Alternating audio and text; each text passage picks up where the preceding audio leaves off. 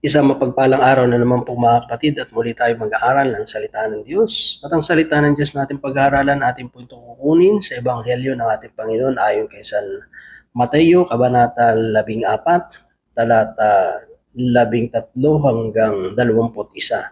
So ito po ay tungkol sa pagpapakain sa 5,000. Ang sabi po dito, nang marinig ito ni Jesus, siya ay sumakay sa isang bangka at nag-iisang pumunta sa isang lugar, ilang na lugar.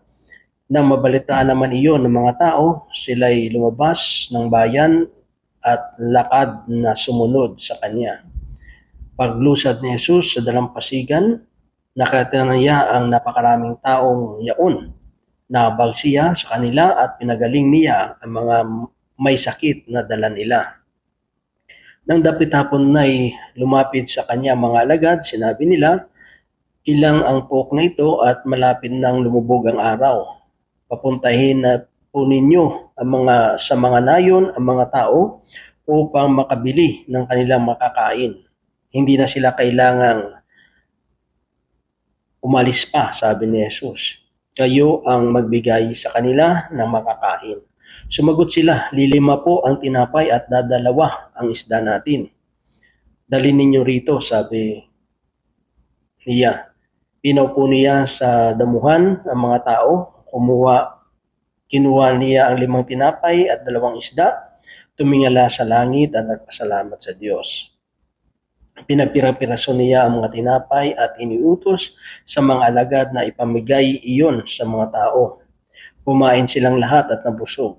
Tinipon ng mga alagad ang lumabis at sila'y nakapuno ng 12 bakol na pira-pirasong tinapay.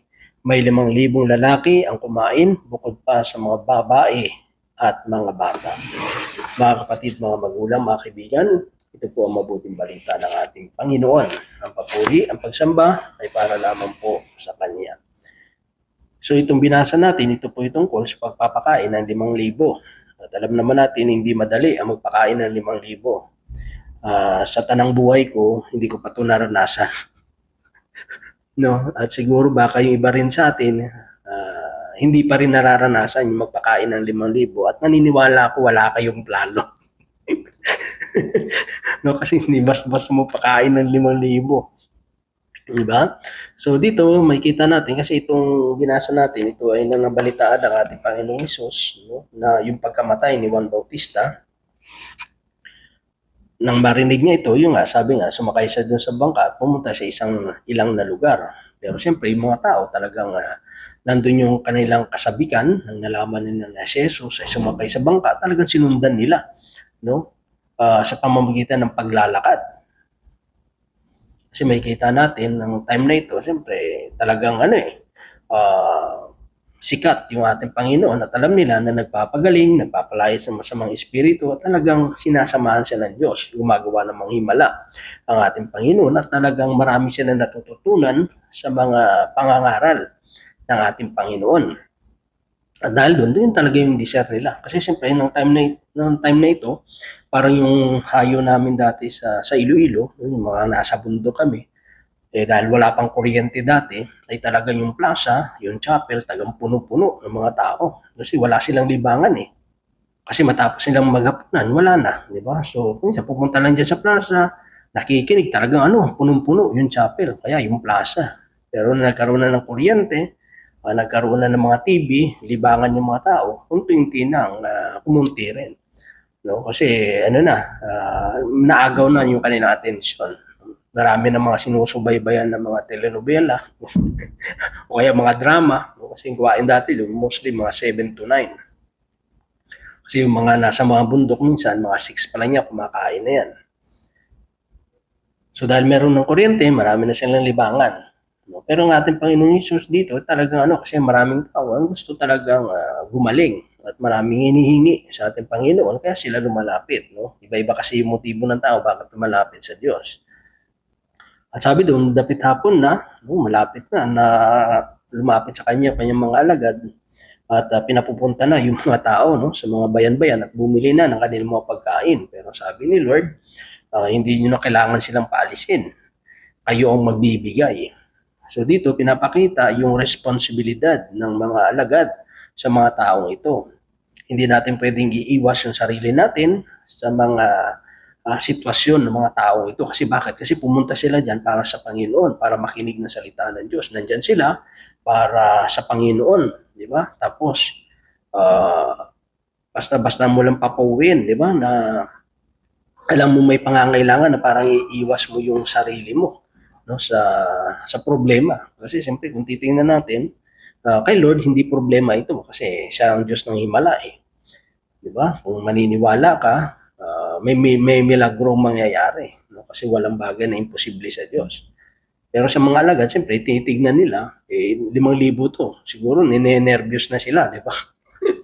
Pero nandun naman yung concern nila eh. 'Di ba? Kasi naisip naman nila eh na papuntahin itong mga taong ito sa mabayan-bayan at makabili ng kanilang makakain. Pero siyempre, hindi naman lahat may pera, di ba? Kaya nga, dinala na lang kay Jesus eh. Imbis dinala nila sa doktor, kasi sa doktor may bayad eh. Kay Jesus, libre, di ba? Di ba? Libre kay Jesus eh. Siyempre, kung may mga pera yan, malamang baka hindi pumunta kay Jesus yan. Baka mga dinala dun sa doktor, sa kilalang doktor, di ba? Pero dinala kay Jesus kasi si Lord is libre yung pagpapagaling ng ating Panginoon. Siyempre, buti sana kung lahat may dalang pera, di ba? So, siyempre si Lord, ano siya eh, patas siya sa lahat, di ba? May pera o wala, may pagkain sa wala yung dala, kailangan lahat makakain. So, yung responsibility na ipinapakita no, na tayo ay merong, sabi nga, walang sino man ang nabubuhay para sa sarili lamang. Tayong lahat ay may pananagutan. No? Sa pananagutan natin, itong mga taong ito, lalo siyempre itong mga taong ito ay lumapit para sa Panginoon. Diba? Ibig sabihin, yung mga kapatiran natin, yung mga taong lumalapit, umaatid sa mga prayer meeting, nagsisimba, lumalapit sa gawain, responsibilidad natin yan. Diba? Kasi nga nandyan sila para sa Panginoon, no? At para maramdaman nila yung pag-ibig, yung concern, malasakit ng Lord sa pamamagitan natin, di ba? Kasi siyempre ito physically kasama nila ang ating Panginoong Hesus. Sa atin ngayon hindi naman natin kasama siya physically, pati spiritually kasama natin siya. Pero sa pamamagitan natin marama ng mga taong ito yung pagmamahal ng Diyos. Hindi na sila kailangang umalis pa. No? Kayo ang magbibigay sa kanila ng makakain. Sumagot sila, 5 po ang tinapay at 2 ang isda natin. Kung isipin natin, sa Apostoles pa lang, kulang to eh. No? Kasi 5 lang yung tinapay, 12 sila eh. Plus Jesus, 13. Pero siyempre, yung mga tinapay kasi dati, mga malalaki, di ba? No, mga malalaki kasi tinapay dati. Hindi natin alam, baka malaki itong tinapay ito. Hindi naman sinabi. Basta ang ano doon is 5 tinapay lang, tsaka 2 isda. Na kung isipin natin, talagang imposible. No? Yung 5 tinapay, sa isang tinapay yun, tag 1,000. No? 1,000, 1:1,000, di ba? Siyempre, hindi pa naisip yung mga babae tsaka mabata. Ibig sabihin, talagang sobra pa sa 5,000. Kasi yung binilang lang yung mga lalaki.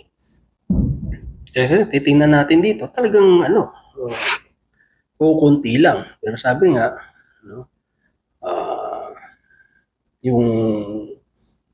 yung konti, pag tayo ay magtitiwala, doon natin mararanasan yung pagiging more than enough ng Diyos. So sabi niya, dalhin nyo dito, sabi niya, pinaupo niya sa damuhan ang mga tao, kinuha ang 5 tinapay at 2 isda, tumingala sa langit at nagpasalamat sa Diyos. So makikita natin dito, isa sa mga para patuloy nating maranasan sa buhay natin, yung pagiging more than enough ng Diyos, dapat maroon tayong magpasalamat. Maging grateful tayo. Ano may mga bagay kahit maliit lang, kasi maliit lang to 5 tinapay lang, 2 isda, pero pinasalamatan nila sa Panginoon. Ano ibig sabihin? Minsan kasi ang tao, nagpapasalamat lang pag may mga malalaki natatanggap. Hindi ganun. Kahit maliit yan, dapat natin pasalamatan sa Panginoon. Dapat maging grateful pa rin tayo. Diba? Kasi hindi yan sa laki o sa liit. Kasi kahit maliit lang yan, kayang pagkasayin ng Diyos yan. Kayang gumawa ng himala ang Diyos. Yung sobra, pwede nga magkulang pa yan eh. Diba? At baka hindi mo nga mapakinabangan. Katulad yung sa Old Testament, di ba? Yung mga kumuha ng mana, diba? Nanigurado. Sabi na ni Yahweh, yung kailangan nyo lang nakakainin sa araw na ito, yun lang ang kunin nyo. Diba? Yung iba nagpasobra. So, hindi rin nila napakinabangan. Diba? Yung kumuha ng tama lang, hindi naman nagkulang. Pero yung nagpasobra, hindi rin naman sumubra talaga. Diba? Kasi nabulok lang din kinabukasan. Hindi rin nila napakinabangan. Dapat maroon tayong magpasalamat. Kasi doon mo nga matitest talaga yung pagiging grateful ng tao eh. Yung tao marunong magpasalamat. Di ba? Kasi most ng tao kasi pag malaki, doon lang nagpapasalamat. Pag maliit, parang ano pa eh. Ano nga to? Medyo i-insultuin ka pa eh. No? Parang siya na nga binigyan mo eh. Parang ano kala mo sa akin, pulubi. Nanlilimos. Marami pang reklamo. Minsan may ganyan mga tao eh. Di ba? Binigyan mo na eh. Parang ikaw na nagbigay, ikaw pa yung mahihiya eh. Di ba? Mostly ganun eh. No? Parang ikaw pa yung mahihiya eh. Ano, pagdamutan mo na lang to ano. Kung isipin mo, nahiya ka na nga ibigay yun eh. No? Pagdamutan mo na kasi alam mo, maliit eh. Diba? Imbes na magpasalamat. Ano pa eh. No? Parang ikaw pa yung may utang na loob eh. No? Parang ano pa eh. Parang ikaw pa yung ano eh. Parang kasalanan mo pang binigyan sila eh. Di ba? Parang may utang na loob ka pa eh. No? So dito, nagpasalamat. So be grateful tayo mga kapatid. Huwag tayong ingrato, ingrata. Dapat tayong magpasalamat. Yung makagising ka lang sa umaga, malaking biyaya na yun, di ba? At kumakalam yung sikmura mo, at least buhay ka, di ba? At kumakalam sikmura mo, at wala ka pang pangkape, at least buhay ka. Yun ang importante doon. Ano mo yung marami kang kape, pero hindi ka naman makapagkape, no? Kasi ikaw yung pinagkakapihan, di ba? Di ba? Naglalamayan ka na pala, di ba?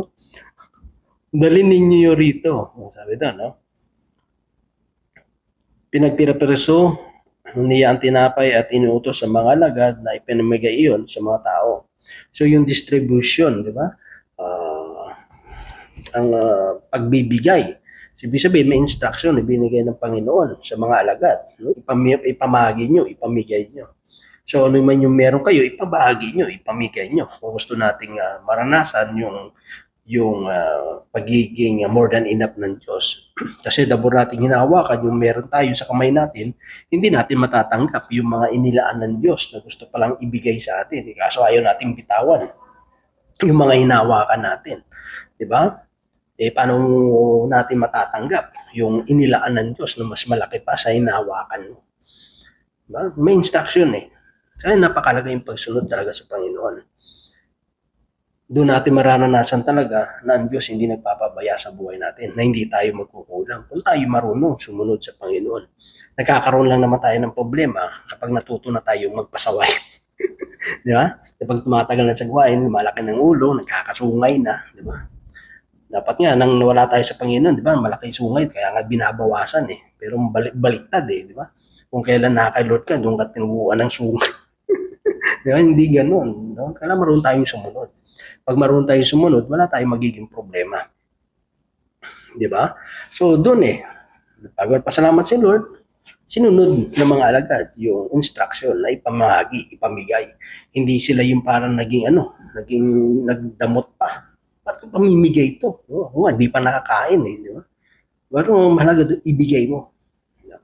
Kasi pag ibinigay mo na, doon na kikilos ang yung Diyos eh. Di ba? Pag sinabayan mo ng pananampalataya yung pagtitiwala, dahil ito'y sinabi ng Diyos, doon mo mararanasan eh. Doon gagawa yung himala ang Diyos. Basta gawin mo lang, ang Diyos nang bahala. Ganun lang yun mga kapatid. Pag may inutos sa'yo, gawin mo lang, ang Diyos nang bahala.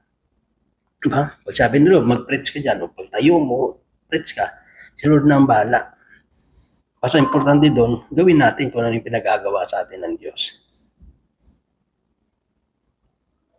Kumain silang lahat at nabusog. Diba? Talagang nabusog, lahat kumain. Tinipo ng mga alagad ang lumabis at sila'y nakapuno ng 12 bakol ng pinapirasong tinapay.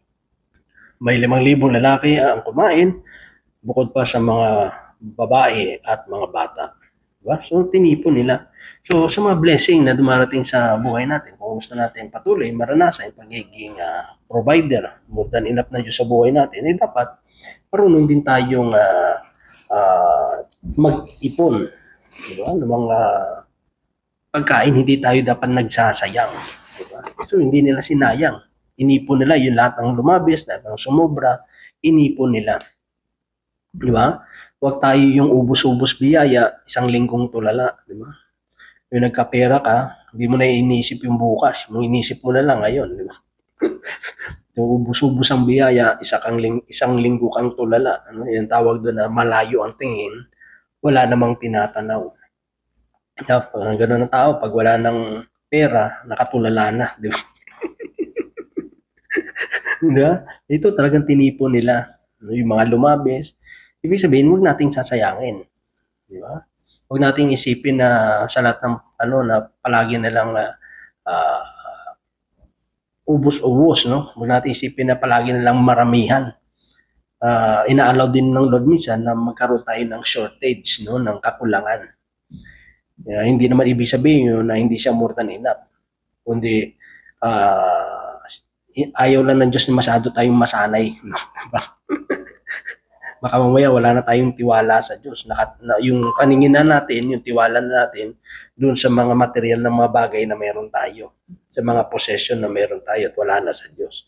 Diba? Kasi kung ang lahat ng bagay nasa iyo na, baka hindi mo na siya kailangan.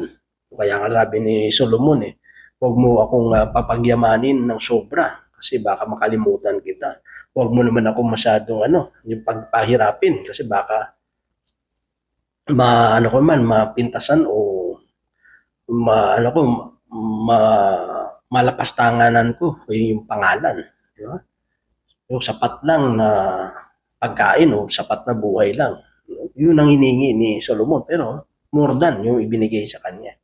So dito may kita talaga natin mga kapatid na sa buhay natin, ito yung mga bagay na gusto ipalabot ng Diyos sa atin. Diba? Meron tayong responsibilidad sa bawat isa. Ano man yung meron tayo, pasalamatan natin sa Panginoon at huwag tayong maging makasarili. I-share natin sa iba. At yung pagsishare naman natin sa iba, hindi naman nawawala yung biyaya mo Yung mga bagay na nasa yun binigay mo, sa totoo lang hindi naman nawawala yun Kundi inabot mo lang sa iba't ibang mga kamay.